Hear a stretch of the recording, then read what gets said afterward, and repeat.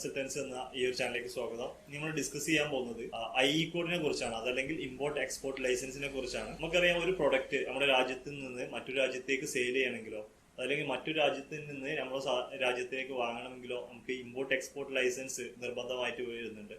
അപ്പോൾ ഇതിന് തന്നെയാണ് ഐഇ കോഡ് എന്ന് പറയുന്നത്.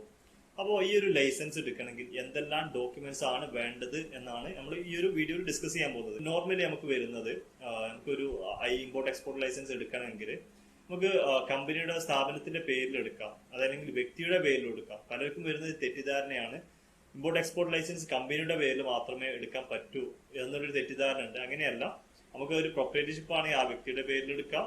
അതല്ല, നമുക്ക് കമ്പനിയോ മറ്റോ ഉണ്ടെങ്കിൽ ആ ഒരു സ്ഥാപനത്തിന്റെ പേരിൽ നമുക്ക് ഇമ്പോർട്ട് എക്സ്പോർട്ട് ലൈസൻസ് എടുക്കാവുന്നതാണ്. ഇവിടെ നമുക്ക് ഡോക്യുമെന്റ്സ് വരുന്നത്, ഇമ്പോർട്ട് എക്സ്പോർട്ട് ലൈസൻസ് എടുക്കാൻ വേണ്ട ഡോക്യുമെന്റ്സ് എന്ന് പറയുന്നത് നോർമലി ഒരു രജിസ്ട്രേഷൻ എടുക്കുന്നത് പോലെ തന്നെ അവരുടെ, ഇപ്പോൾ ഒരു വ്യക്തിയാണെങ്കിൽ അവരുടെ ആധാർ കാർഡ്, പാൻ കാർഡ്, ആ ഒരു സ്ഥാപനത്തിന്റെ റെന്റൽ അഗ്രിമെന്റ്, അതുപോലെ തന്നെ ആ ഒരു സ്ഥാപനത്തിന്റെ ക്യാൻസൽഡ് ചെക്ക്, അതായത് സ്ഥാപനത്തിന്റെ പേര്, അത് പ്രൊപ്പറേറ്റർഷിപ്പ് ആണെങ്കിൽ തന്നെ ആ കറന്റ് അക്കൗണ്ട് ഉണ്ട്, അതിന്റെ സ്ഥാപനത്തിന്റെ പേരിലാണ് എടുക്കുന്നതെങ്കിൽ ആ ഒരു സ്ഥാപനത്തിന്റെ പേരിലുള്ള ബാങ്ക് അക്കൗണ്ട് വേണം, അതായത് കറന്റ് അക്കൗണ്ട് വേണം.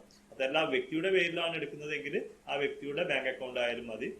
പിന്നെ ക്യാൻസൽഡ് ചെക്കും അതുപോലെ തന്നെ ഫോട്ടോ, ഈ ഒരു ഡീറ്റെയിൽസ് ഉണ്ടെങ്കിൽ ഐഇ കോഡ് എടുക്കാൻ പറ്റും. നോർമലി ഒരു ദിവസത്തിന്റെ ഉള്ളിൽ തന്നെ നമുക്ക് ഐഇ കോഡ് ലഭിക്കുന്നതാണ്.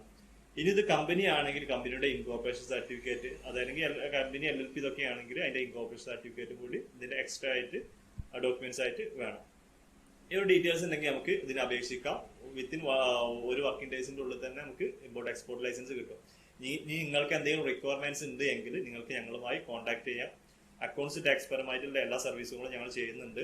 അതുപോലെ തന്നെ പലർക്കും GST, ഇൻകം ടാക്സ് നോട്ടീസ് വന്ന കേസുകളുണ്ട്. അപ്പോൾ അവർ എന്ത് ചെയ്യണം എന്ന് വിചാരിക്കുന്നവരുണ്ട്, നിങ്ങൾക്ക് ഞങ്ങളുടെ വാട്സപ്പ് നമ്പറിൽ കോൺടാക്ട് ചെയ്ത് കഴിഞ്ഞാൽ എങ്ങനെയാണ് അത് ക്ലിയർ ചെയ്യേണ്ടത് കാര്യങ്ങൾ നമ്മൾ അസിസ്റ്റ് ചെയ്ത് തരുന്നതാണ്. എൻ്റെ നമ്പർ ഞാൻ ഈ ഒരു ഡിസ്ക്രിപ്ഷൻ ബോക്സിൽ കൊടുത്തിട്ടുണ്ട്.